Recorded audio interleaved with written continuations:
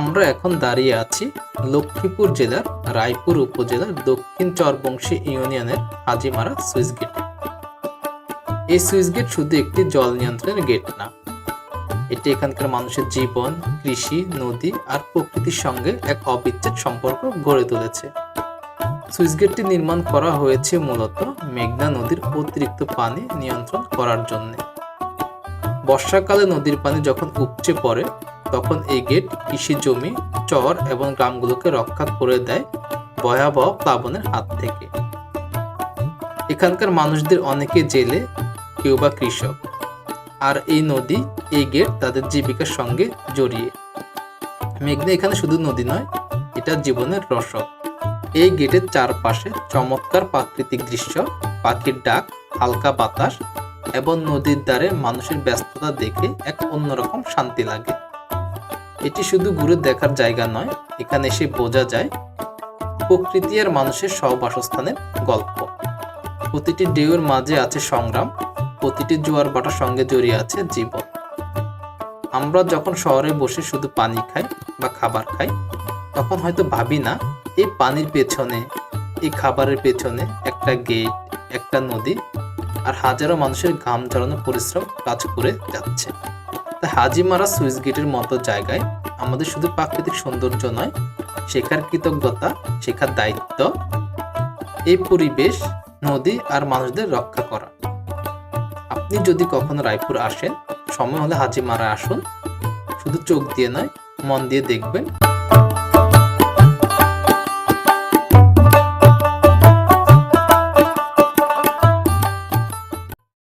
এটাই হচ্ছে হাজিমারা সুইচ গেটের মাছের আড়ত। এখানে এলাকার সকল জেলে তাদের ধরা মাছ নিয়ে আসে। এই জায়গাটাটি আড়তদারদের মূল কেন্দ্র, যেখানে মাছ একত্রিত করে ক্রয় বিক্রয় হয়, ডাক তোলা হয়। এখানে মাছ কখন টাকা হয়? সকাল ওই 7টাতে, মানে 9টা পর্যন্ত। 7টা থেকে 9টা পর্যন্ত। মেন নদীতে যাইতে হলে বর্তমানে 2-3 ঘন্টা চালে যাইতে হয়। তাই চিংড়ি মাছ, বাটা মাছ, তারপরে ইলিশ, তারপরে সিরিং মাছ, সব গাঙ্গের মাছ। হ্যাঁ, সব আইড মাছ, তারপরে পোয়া মাছ, সুতা মাছ, এই টাইপের মানে যে নদীর মাছ যে বলে যেগুলো, ওই টাইপের মাছগুলো আসলে এখানে পাওয়া যায়। আর এখানে হচ্ছে ধরেন যারা পরিচিত যে মাছ বিক্রেতা, তারা ছাড়া কি সাধারণ জনগণ আসলে, যেমন আমাদের মতো যারা আসলে কি মাছকে আমি কিনতে পারবে ডাকে? কোনো সমস্যা নেই, কোনো সমস্যা নাই না? ডাকে কিনতে পারো, কোনো সমস্যা নেই। কোনো সমস্যা নাই। এটা 7টা থেকে 9টা পর্যন্ত ডাক হয়। এটা কি বানাচ্ছেন চাচা? চিংড়ি মাছ ধরে। এটা দিয়ে চিংড়ি মাছ ধরে বলে কি আপনারা এখানে বানায় বিক্রি করেন? এটা খালি খাঁচাটা তৈরি করে আর সবকিছু পাই। এখানে শুধু খাঁচা তৈরি করেন না? এটা খালি ফিটিং করে। এগুলো দিকে শুধু চিংড়ি মাছও ধরা হয় নাকি আদার্স মাছও ধরা যায়, অন্য মাছও ধরা যায়? চিংড়ি মাছ,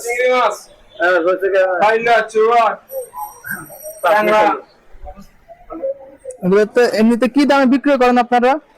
80-90। চাচা কি করতেছেন?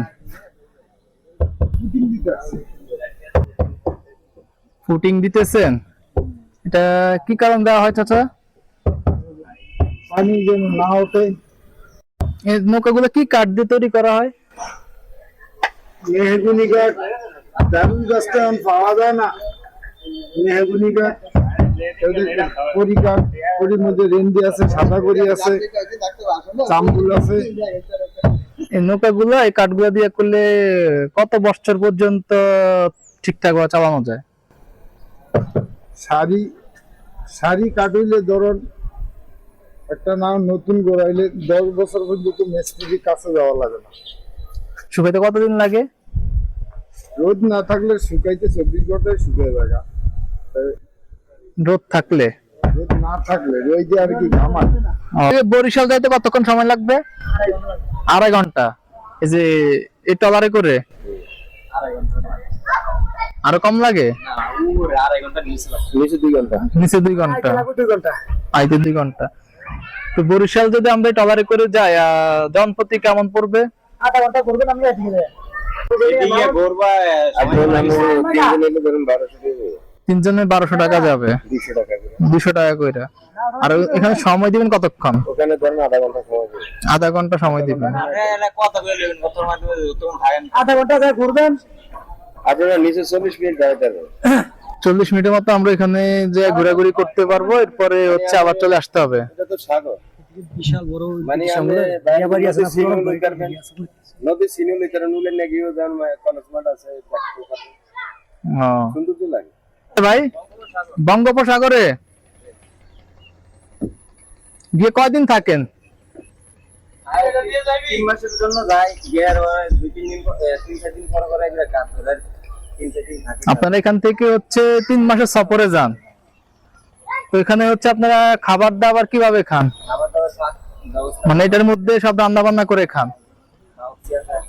শুধু আর কাজই শুধু 5-7 টাকা দিয়ে 3 মাস থেকে যে আসেন, তো আপনাদের পোষায় মাছ টাছ ধরে? পোষায়, আমি দেখা গেছে মাছ না থাকলে লস খাই। তো 3 মাসে যেটার মধ্যে মাছ রাখেন কিভাবে? 3 মাস তো রাখে না, 3-4 দিন সাগর থাকে।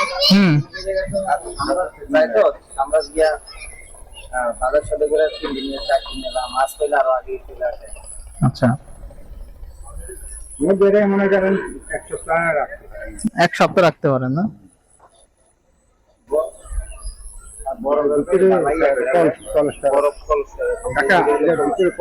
এটার ভিতরে কোলেস্ট্রল আছে না?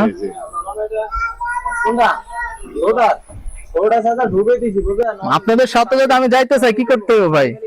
আপনাদের সাথে যদি সফর যাইতে চাই কি করতে হবে? সফরে যাইতে হলে কি করতে হবে? আমরা এলে সামরাজ গেলে বোটের সাথে যাইতে পারবেন, গিয়ে 2 দিন থাকলেন। সর্বপ্রথম সামরাজ আছে না, বলা সামরাজ, হ্যাঁ বলা সামরাজ, ওই জায়গায় যদি যান আপনি সবাই লাগেই যাইতে পারবেন, সবার সাথে যাইতে পারবো। হ্যাঁ, আপনি যেটা একটু যাইবেন, বড় করলে বড়টা যাইবেন, আপনি একটু বড়টাই যাইবেন। সাগরে যাবো বলতে আপনি খরচপাতি কি কিছু লাগবে? কেমন লাগবে? আপনার খরচ লাগতো না, আরো আমরা খাওয়াইবো।